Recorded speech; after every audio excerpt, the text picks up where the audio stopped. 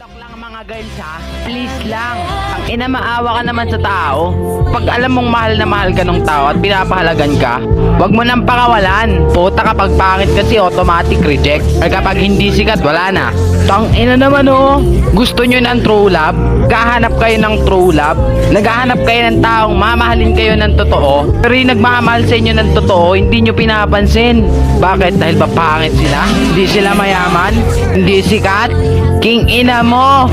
Wala kang mahanap na true love kung puro pogi yung nasa isip mo. Puro sikat yung nasa isip mo. Kung puro mayaman yung hinahanap nyo. King inang gusto ko ng true love yan. Hindi madaling maghanap ng true love sa pogi. Real talk lang ha. Kapag alam mo nang pinapahalagan ka na ng tao, huwag mo naman baliwalain.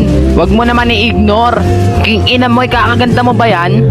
Ikakasikat mo ba yan? Ano ba feelings kapag may poging jowa? Kapag may mayamang jowa? Kapag may sikat na jowa? Sabihin nyo nga.